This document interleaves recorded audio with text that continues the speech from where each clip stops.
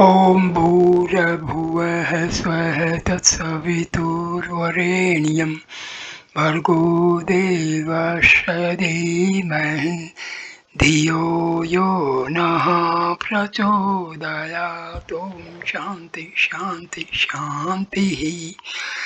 Namaskar my dear friends, this is 8th video on Bhagwan Sri Ramana Maharshi's holy book called Teachings of Bhagwan Sri Ramana Maharshi in his own words. The topic is Japa.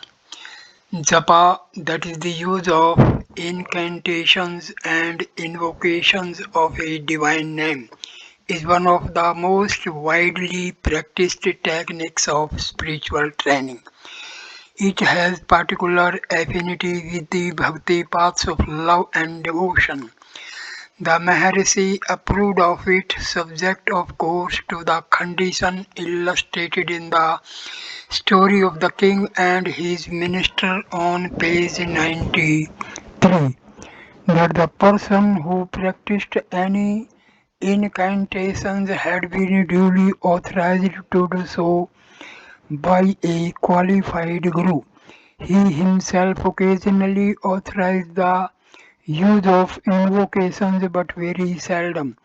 The point is to keep out all other thoughts except the one thought of Om or Ram or God.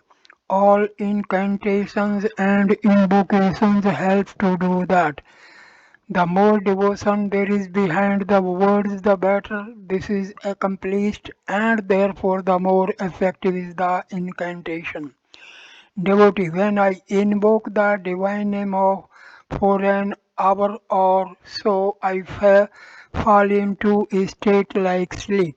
On waking up, I recollect that my invocation has been interrupted, so I try again. Bhagwan, like sleep, that is right. It is the natural state. Because you now identify yourself with the ego, you look upon the natural state as something which interrupts your work. So you must have the experience repeated until you realize that it is your natural state. You will then find that the invocation is extraneous, but still it will go on automatically. Your present doubt is due to false identification of yourself with the mind that makes the invocation. Invocation really means clinging to one thought to the exclusion of all others. That is the purpose of it. It leads to absorption which ends in self-realization or jnana. Devotee, how should I practice invocation? Bhagwan. One should not use the name of God mechanically and superficially without a feeling of devotion. When one uses the name of God, one should call on Him with yearning and unreservedly surrender oneself to Him. Only after such surrender is the name of God constantly with you. In its early stages, an invocation may even be accompanied by visualization of the form of a guru or of a mythological form of God. Devotee, my practice has been continuous invocation of the names of God while breathing in and of the names of Sai Baba while breathing out. Simultaneously with this, I see the form of Baba always. Even in Bhagwan, I see Baba. The external appearances are also much alike. Bhagwan is thin, Baba was a little stout. Should I continue this method or change it? Something within tells me that if I stick to name and form, I shall never get beyond them, but I cannot understand what further to do if I gave them up. Will Bhagwan please enlighten me? Bhagwan, you may continue with your present method. When the japa becomes continuous, all other thoughts cease and one is in one's real nature, which is invocation or absorption. We turn out, we turn our minds outwards to things of the world and are therefore not aware that our real nature is always invocation. When by conscious effort or invocation or meditation, as we call it, we prevent our minds from thinking of other things, then what remains is our real nature, which is invocation. So long as you think you are name and form, you cannot escape name and form in invocation. When you realize that you are not name and form will drop off themselves. No other effort is necessary. Invocation or meditation will lead to it naturally and as a matter of course. Invocation, which is now regarded as the means, will then be found to be the goal. There is no difference between God and His name. As the above passage indicates, incantation merges with dhyana, which, for want of a better word, is translated meditation. For this reason, silent incantation is better than vocal, being more inward. Devotee, is not mental invocation better than oral? Bhagwan, oral incantation consists of sounds. The sounds arise from thoughts, for one must think of before one expresses one's thoughts in words. The thoughts form the mind. Therefore, mental invocation is better than oral. Devotee, should not we contemplate the invocation and repeat it orally also? Bhagwan, when the invocation becomes mental, which is the need for sound, on becoming mental, it becomes contemplation. Meditation, contemplation, and mental invocation are the same. When thoughts cease to be promiscuous and one thought persists to the exclusion of all others, it is said to be contemplation. The object of invocation or meditation is to exclude varied thoughts and confine oneself to one thought. Then that thought too vanishes into its source, which is pure consciousness or the self. The mind first engages in invocation and then sinks into its own source. This is certain. Worship, incantations, and meditation are performed respectively with the body, the voice, and the mind, and in this they are of ascending order of value. One can regard this eightfold universe as a manifestation of God, and whatever worship is performed in it is excellent as worship of God. The repetition of aloud of his name is better than praise. Better still is its faint murmur. But the best is repetition with the mind, and that is meditation above referred to. Better than such broken thoughts, meditation is its steady and continuous flow like the flow of oil or of a perennial stream. Now next topic is Karma Marga.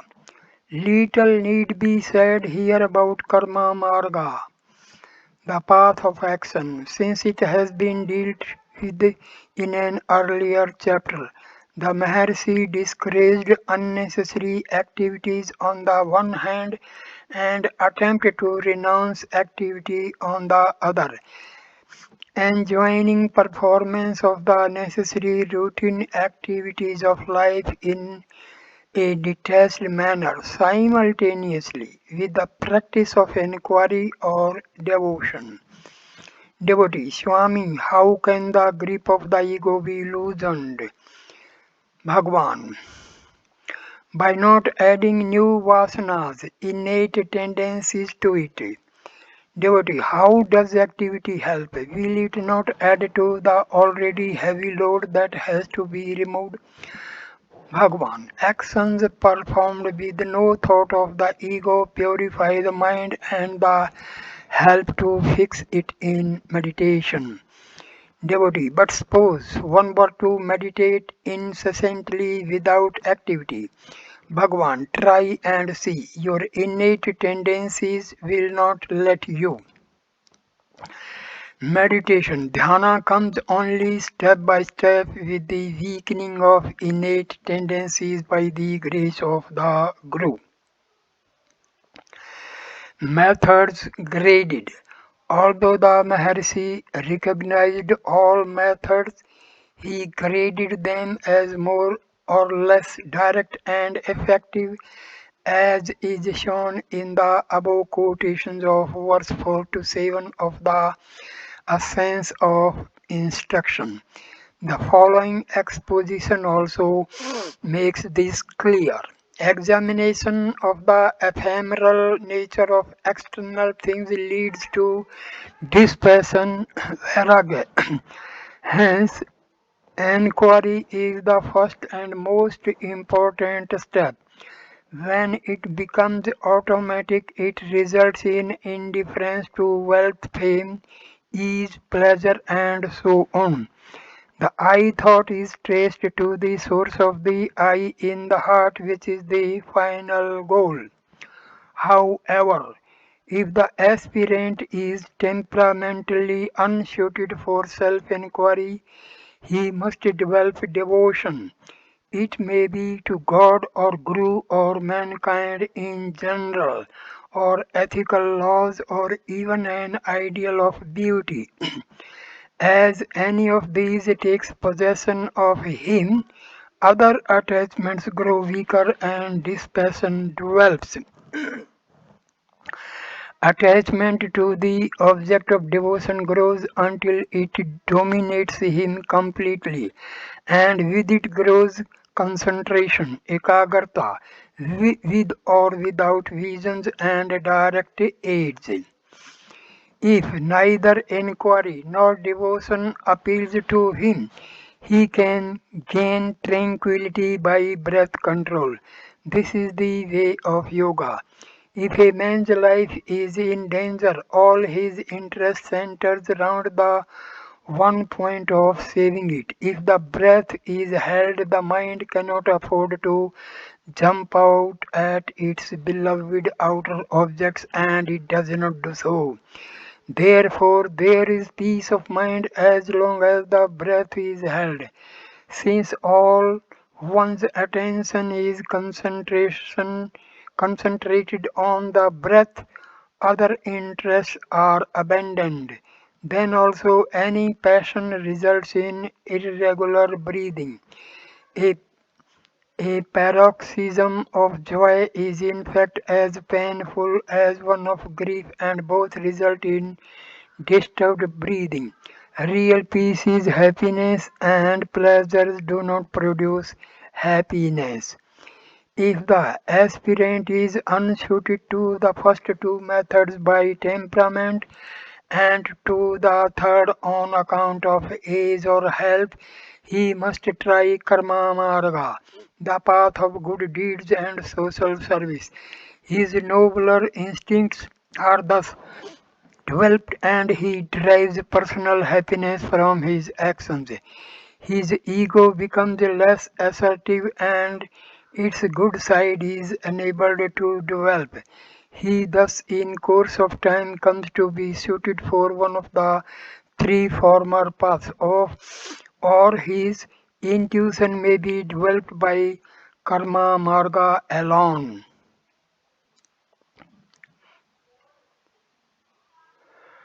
Chapter 7, the goal. Devotee, what is the purpose of self-realization? Bhagwan, self-realization is the final goal, and is itself the purpose. Devotee, I mean, what use is it? Bhagwan. Why do you ask about self realization? Why don't you rest content with your present state? It is evident that you are discontented and your discontent will come to an end if you realize the self. The above question was seldom asked because those who came to the Maharshi usually understood at least the state of spiritual ignorance, or as Christianity puts it, of a fallen man, is undesirable and that self realization is the supreme goal. In the following dialogue, the purpose is asked with more understanding and therefore the answer also goes deeper. Devotee, what is the goal of this process? Bhagwan, realizing the real. Devotee, what is the nature of reality? Bhagwan, A. Existence without beginning or and eternal. B. Existence everywhere, endless, infinite. C. Existence underlying all forms, all changes, all forces, all matter, and all spirit. The many change and pass away, whereas the one always endures. D. The one displaces the triads such as knower, knowledge, and known. The triads are only appearances in time and space, whereas the reality lies beyond and behind them. They are like a mirage over the reality. They are the result of delusion. Devotee, if I am also an illusion, who cast off the illusion? Bhagwan. The I cast off the illusion of I and yet remains I. Such is the paradox of self-realization. The realized do not see any contradiction in it. It is surprising how many philosophers and theologians have failed to understand what is implied by self realization and have misrepresented and even attacked or belittled it. All that it means, as Bhagwan explains in the passage just quoted, is realizing reality, realizing what is, and reality remains the same, eternal and unchanging, whether one realizes it or not. One can, of course, understand the annoyance and frustration of philosophers who wish to grasp everything with the mind on being told that reality lies beyond and behind the tide of knower, knowledge, and known, which is like a mirage over it. For obviously, the mirage cannot penetrate to that which underlies it. That's why no easy answer can be given to them. Indeed, Bhagwan did not on the whole approve of questions about the meaning and nature of realization because his purpose was to help the questioner and not to satisfy mental curiosity. He usually reminded people that what is needed is effort to attain self knowledge, and when that is attained, the questions will not arise. Some people who come to here don't ask me about themselves but about the Jivan Mukta, liberated while still embodied. Does he see the world? Is he subject or destiny? Can one be liberated only after leaving the body or while yet alive? Should the body of a sage resolve itself into light or disappear from sight in a miraculous way? Can one who leaves a corpse behind at death be liberated? Their questions are endless. Why worry about all these things? Does liberation consist in knowing the answer to these questions? So I tell them never mind about liberation. First find out whether there is such a thing as bondage. Examine yourself first. He sometimes pointed out that even to speak of self-realization is a delusion, an illusory escape from an illusory prison. Bhagwan, in a sense, speaking of self-realization is delusion. It is only because people have been under the delusion that the non-self is the self and unreal the real, that they have to be weaned out of it by the other delusion called self-realization. Because actually the self is the self and there is no such thing as realizing it. Who is to realize what and how when all that exists is the self and nothing but the self? One thing which impedes understanding, especially in theologians, is the contrast between self realization and sainthood and the mistaken idea that it may represent a difference between various religious traditions, one striving for sainthood and another for realization. This idea is quite ungrounded. There have been saints in every religion, Hinduism as well as others. They differ very much among themselves, both in individual characteristics, from the rapturous to the serene, from the austere to the benign, from the subtle philosopher to the simple minded, and also in a degree of attainment. Some of them possess supernatural powers, some are swept away in ecstatic bliss, some consume themselves in loving service to mankind. All have a purity beyond that of ordinary man. Their state may be called heavenly even while on earth, and yet all this falls short of self realization. All this is in the state of duality where God or self is the other, where prayer is necessary and revelation possible.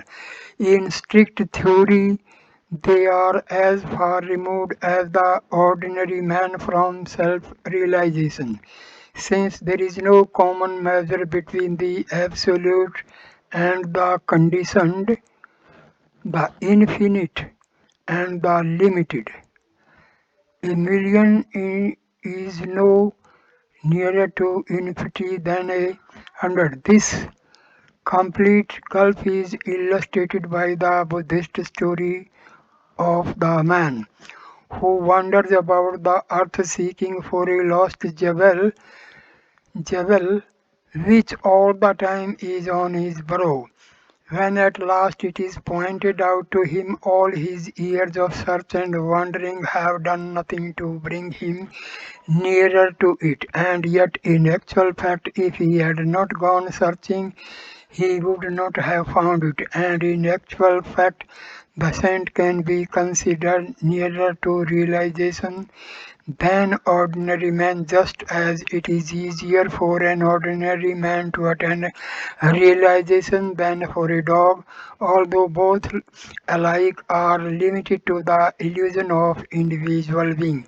There are stages of attainment of the saints, just as there is hierarchy of heavens, and both of these correspond to the degrees of initiation in indirect spiritual paths.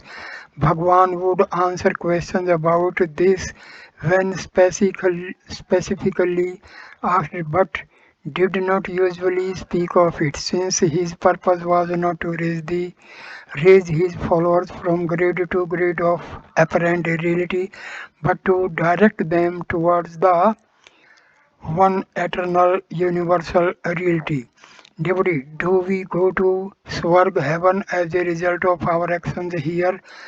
Bhagwan, heaven is as real as your present life, but if we ask who we are and discover the self, what need is there to think of heaven? Devotee, is Vaikuntha heaven in the Supreme Self? Bhagwan, where is the Supreme Self or heaven unless in you? But heaven may appear to one involuntarily. Bhagwan, does this world appear involuntarily Similarly, he would briefly acknowledge grades of development in the individual but would not dwell on them. The yogic centers counting from the bottom upwards are a series of centers in the nervous system, each having its own kind of power or knowledge. When someone told him about a present day saint who was said to be constantly inspired by an incarnation of God and to speak only as divinely directed, and he asked him whether this was true or not, he replied, "As true as all this that you see around you. For as compared with the self, neither this physical world nor any higher world is inherently real, just as compared with infinity, a big number has no more meaning than a small one. A saint may attain a lofty grade without even conceiving of the ultimate reality of oneness or having only brief ecstatic intimations of it. That does not matter. The power of his purity and inspiration will eventually sweep him onwards, either in this life or beyond. For one who envisages the ultimate goal and strives towards it, there are no stages. Either he is realized or he is not. About this, Bhagwan spoke willingly and explicitly because this was the path he enjoined. There are no stages in realization or mukti. There are no degrees of liberation.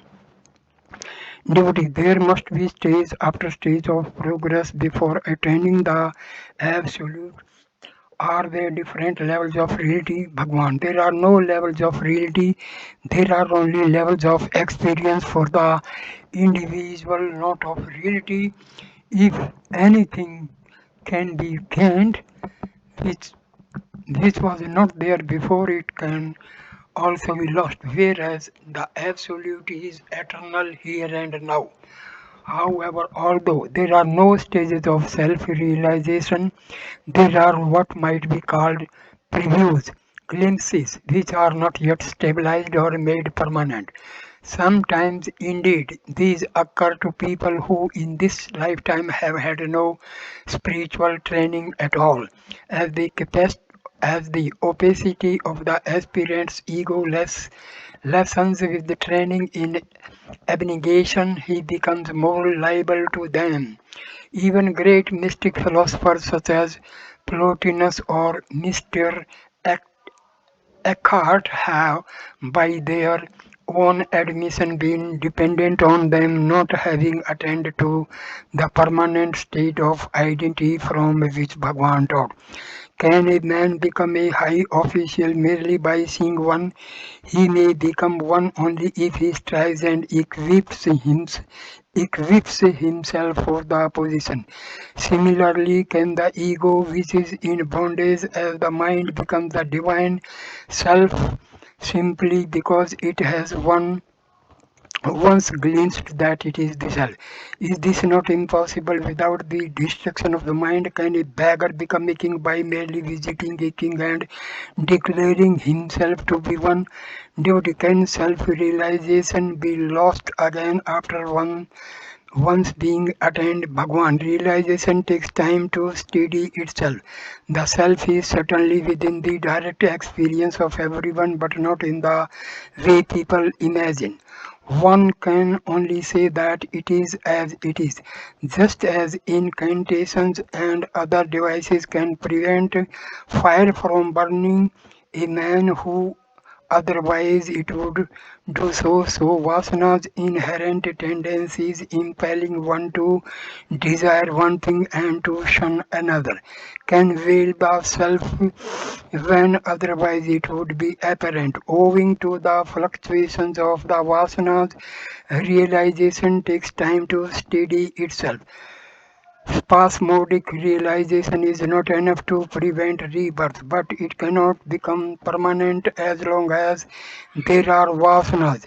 In the presence of a great master, vasana cease to be active and the mind becomes still, so that samadhi absorption in the realization results. Just as in the presence of various devices fire does not burn, thus the disciple gains true knowledge and right experience in the presence of a master. But if this is to be established further, effort is necessary. Then he will know it to be his real being, and thus he liberated with while still living. Some armchair critics have claimed that the quest of self-realization is arrogant or presumptuous or does not involve the humility and self-effacement of sainthood.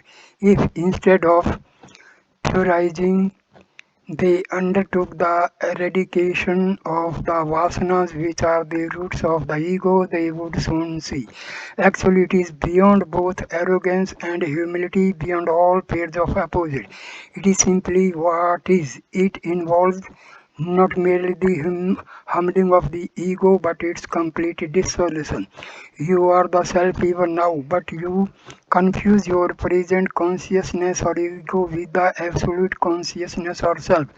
This false identification is due to ignorance, and ignorance disappears together with the ego.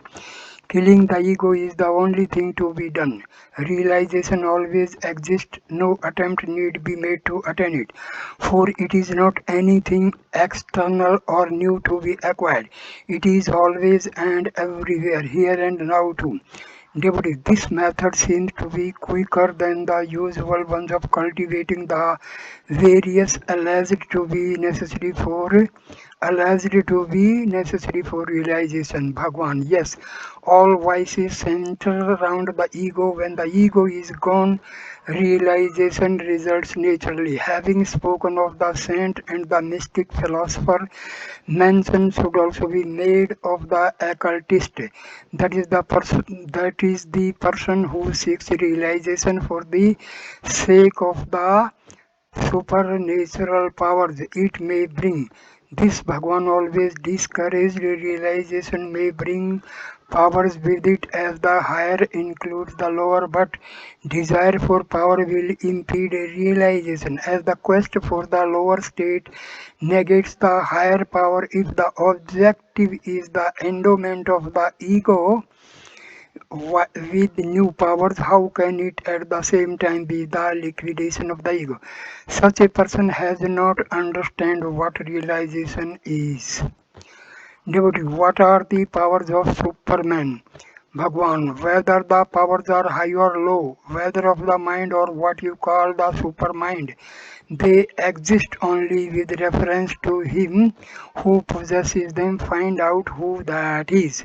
Bhagwan, he that would abide in the self should never swerve from his one pointed attention to the self or the pure being that he is. If he slips or swerves away from that state, several kinds of vision conjured up by the mind may be seen, but one should not be misled by such visions, which may be of light or space, nor by the nada or subtle sounds that may be heard, nor by the visions of a personified God seen either within oneself or outwardly as if they had an objective reality. One should not mistake any of these things for the reality. When the principle of intellection by which these visions and so on are cognized or perceived is itself false or illusory. How can the objects thus cognized, much less the visions perceived, be real? There are some foolish persons who, not realizing that they themselves are moved by the divine power, seek to attain all supernatural powers of action. They are like the lame man who said, I can dispose of the enemy if someone will hold me up on my legs. Since peace of mind is permanent in liberation, how can they who yoke their mind to powers which are unattainable accept through the activity of the mind, become merged in the bliss of liberation which subdues the agitation of the mind. Devotee, can a yogi know his past lives? Bhagwan, do you know the present life so well that you wish to know the past? Find the present, then the rest will follow. Even with your present limited knowledge, you suffer much. Why should you burden yourself with more knowledge? Is it so as to suffer more? Devotee, does Bhagwan use occult powers to make others realize the self, or is the mere fact of Bhagwan's realization enough for that? Bhagwan, the spiritual force of realization is far more powerful than the use of all occult powers, inasmuch as there is no ego in the sage, there are no others for him. What is the highest benefit that can be conferred on you? It is happiness, and happiness is born of peace. Peace can reign only where there is no disturbance, and disturbance is due to thoughts that arise in the mind. When the mind is itself absent, there will be perfect peace. Unless a person has annihilated the mind, he cannot gain peace and be happy. And unless he himself is happy, he cannot bestow happiness on others. Since, however, there are no others for the sage who has no mind, the mere fact of his self-realization is itself enough to make the others happy too. When asked if occult power siddhis can be achieved with the divine state, Ishvartva, as mentioned in the last verse of the Dakshinamurti Stotra, the Maharshi said, let the divine state be achieved first and then the other questions may be raised. No powers can be extended into self-realization, so how can they extend beyond it? People who desire powers are not content with their idea of pure consciousness. They are inclined to neglect the supreme happiness of realization. For the sake of powers, in search of these, they follow byways instead of the high road and so risk losing their way in order to guide them aright and keep them on the high road. They are told that powers accompany realization. In fact, realization comprises everything, and the realized man will not waste a thought on power. Let people first get realization and then seek powers if they still want. Thank you, my dear friend, for watching this video. Please like, comment, and share the video and subscribe the channel. Thanks a lot. Namaskar, namaskar, my dear friends. Namaskar.